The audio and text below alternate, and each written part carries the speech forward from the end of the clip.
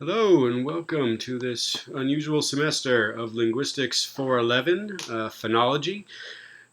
This class is going to be asynchronous online, so I'll be posting materials and you can sort of get to them whenever you want to, with exception of homeworks. That said, I'm still going to be basing the course schedule on normal years, where the class normally meets Tuesday and Thursday, so I'll be roughly following that schedule for rolling out material.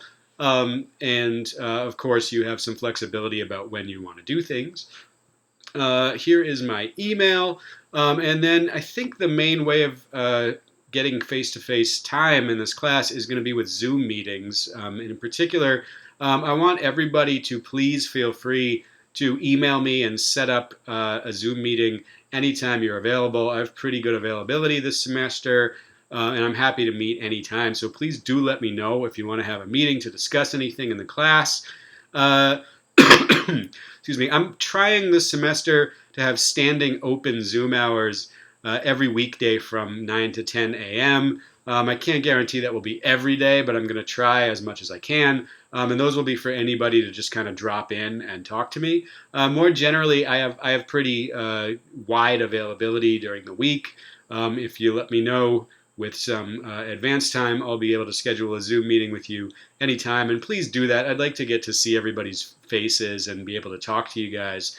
And certainly I can help if you're having any issues or anything with the course material. So please do make Zoom meetings with me. Another possibility, well, I'll get there in a minute.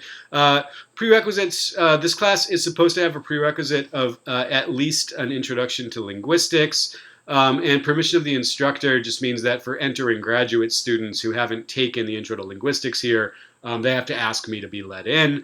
The idea is that you should at least have some idea what phonetics and phonology are. You should have taken some Intro to Linguistics class where they at least go over basic things like the International Phonetic Alphabet to some extent. If you haven't taken a class like that, if you don't have any background at all, you can still definitely do this class successfully. A lot of students have in the past, but it might take some extra remedial study during the first part of the class when we're doing basic phonetics and the International Phonetic Alphabet and things like that. You might need to do a little bit of extra work during that period.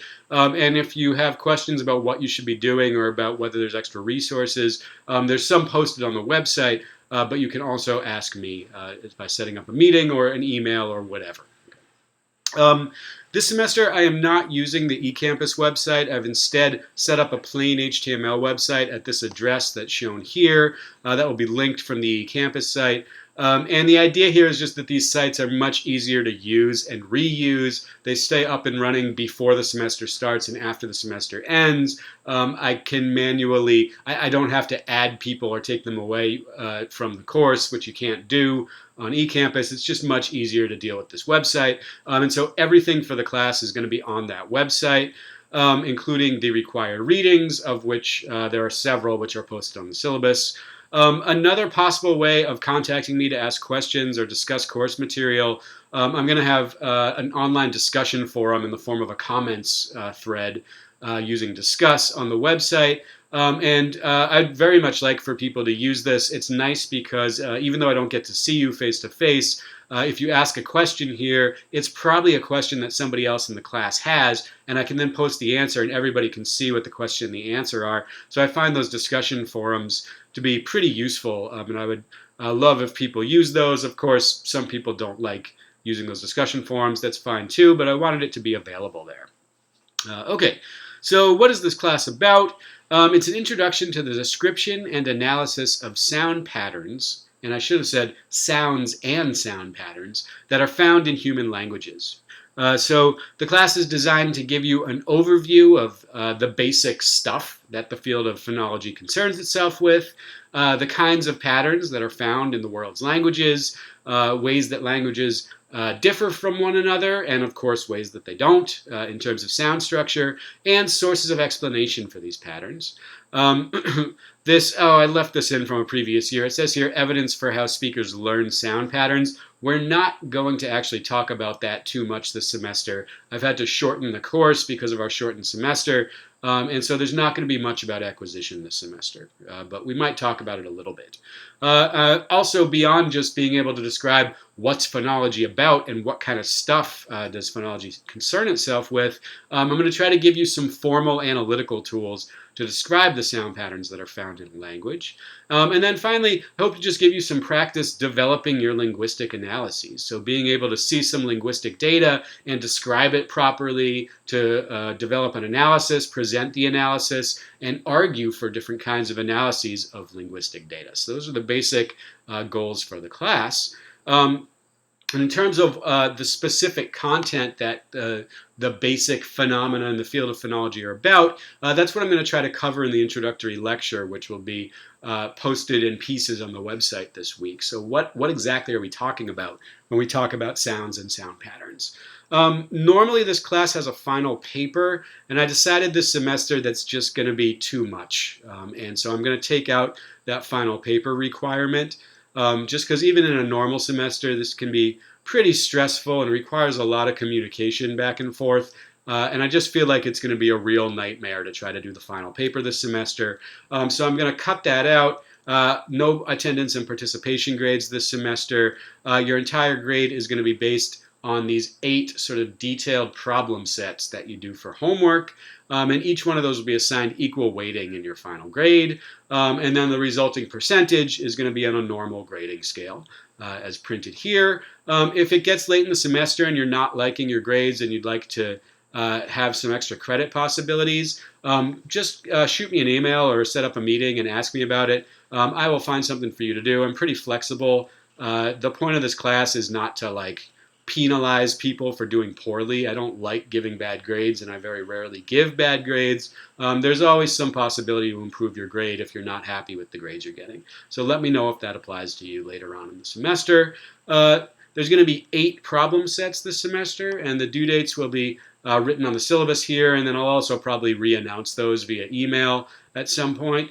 I'm going to usually be discussing solutions to these problems in videos that I'll post basically right when they're due.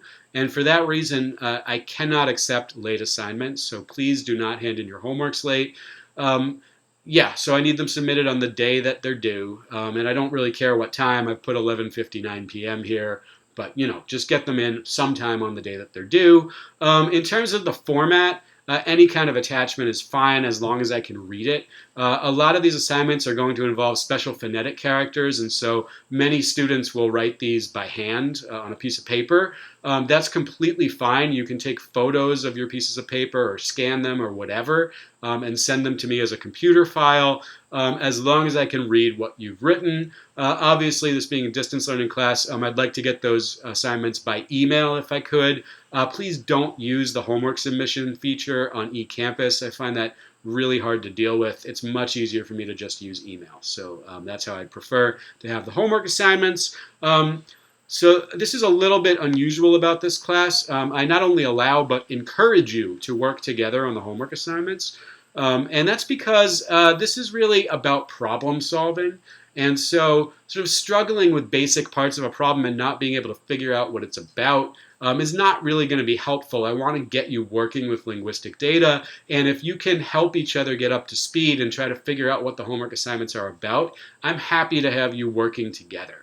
To discuss your readings, your solutions to the written assignments with each other. These are tough problems, and they bring up conceptual issues. They're worth discussing with your classmates or with me, but either way is fine. That said, when you're writing up the assignments, every word in the assignment needs to be your original written words. You cannot copy other people's text, right? There should be 0 shared text. Even if it's as simple as a 1 or 2 sentence answer, I don't want to see the same words on your paper and your friend's paper. Please just phrase and explain the answers yourself. Some of the stuff will be in technical notation where everybody in the class is going to have more or less the exact same answer. That's fine, but if it's actually writing me something, even if it's 1 sentence explaining something simple, please write it yourself. Also, if you're going to work with your classmates, I'd like you to indicate who you worked with on the homework. So just, right at the top of the paper, I worked with John, Jane, and Tim on this assignment. I'd just like to know who's working together and which students are working in groups. It helps me follow sort of how people are doing. So please do let me know if you're working together. In terms of general policies for the class, these are all dictated by the WVU Faculty Senate, and you can find them at the following link. Actually, this is the specific link to the COVID statement, but the rest of the statements are also on that page about general syllabus policies. I've been told that I need to add the full COVID statement to the syllabus rather than linking to it. So I'll do that at some point. It's not on this draft of the syllabus, but I'll put it up there at some point. My general policy is that I'm going to do everything I can to be flexible and try to make sure that we all do okay this semester, right? So I want everything to be okay. This is not a normal semester. This is not an optimal semester. I think it stinks that we're in online classes. I'm unhappy about it. But I want to make it go as smoothly as possible, and I want it to not be terrible for you guys. Right? This class is usually I find quite enjoyable for my students. My students usually like this class, and I hope that continues to be the case here. I'm flexible. I'm always willing to change things and try to make things work for you, especially at times like this. If you're having some sort of trouble with the class or with something else or with something that's preventing you from completing the work for the class, please write to me. Please let me know. I swear I'm a pretty nice guy, and I'm always trying to help my students as much as I can, but you have to let me know if something's going wrong, and I'm going to do everything I can to help you. So that's my commitment, my general policy. So the next part is about asking you to sort of have the same policy with me. Here's my pandemic issue this semester. I have a 6-year-old child in the Mon County public schools. Those schools are currently not open at all until mid-September, and when they do open, they're probably only going to be meeting face-to-face twice a week. My wife is a frontline health worker who is doing a clinical assignment about an hour and a half away this semester. And that means I'm going to be alone with my young child at home for most of the semester, for most of the week, almost all the time. So I'm going to need you to be flexible with me as well. I have a lot going on this semester in addition to just this class. And if we do have Zoom meetings and my kid is running around in the background or playing video games or making noise, please try to be understanding with me. I'm doing the best I can. I'm trying to make myself available as much as possible. Part of that is that I have stuff going on at home, and that might sometimes intrude on our meetings. So just please be flexible with me. I'm going to try to be flexible with you. It's hard to tell what's going to happen this semester. And just like you guys, my family is potentially subject to all kinds of sudden changes and disruptive events. So let's all try to be understanding with each other and try to make this semester work as best we can. That's my sort of personal addition to the general syllabus statements is let's be a community, let's be colleagues here, and let's all work together to try to make this as successful as it can be. Nobody wants to be in online classes, but here we are. Let's try to make it work. That's my message, I guess.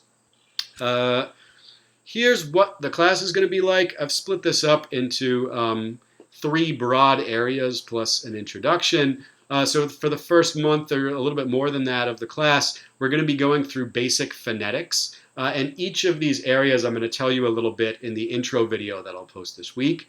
That intro video is obviously the first class here. Then we're going to get into the details of how sounds are made and how they're heard. That's going to take about 4 weeks. There's readings and assignments here. This part of the class is a little bit assignment heavy because there's some basic rudiments that you really need to be pretty skilled with by the time we get to actually doing phonological analyses. This is sort of the theoretical phonology heart of the class, where we talk about all different kinds of formal devices that we use in phonological theory, ways of describing where sounds appear and where they don't appear. And this is going to be sort of the core of the phonology part of the class.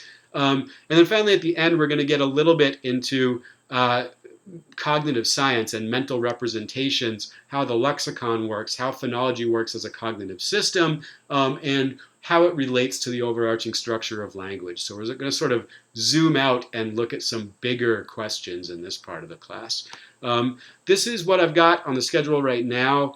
It's not totally clear to me whether this is too much material or too little. Obviously, very unusual semester. Even in a normal semester, there's some variation about how long it takes to get through this material. It really sort of depends on the class and on how much feedback I get. And of course, that's even more unpredictable with this distance learning. I've never done this before, so this schedule certainly might change to some extent. I'm going to try to stick with it as much as I can. And yeah, we'll do our best to stick to the schedule. But again, please be understanding if I need to depart from the schedule in one or more ways. And of course, I'll let you know if that's the case. So that's pretty much all I had to say about the class.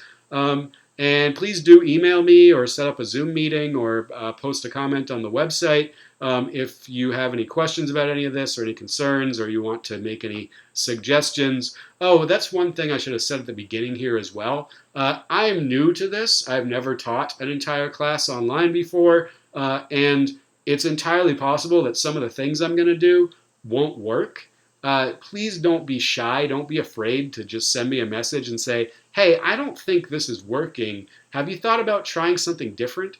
I'm happy to get messages like that, and I probably will think about different ways of doing things if you let me know. But please don't be afraid. I won't be angry at you. I don't feel bad about not knowing how to do this because I've never done it before. So if you're having some issues or you think something could be designed better, again, I'm open to suggestions, so let me know. And I think that's it for the syllabus. Thank you.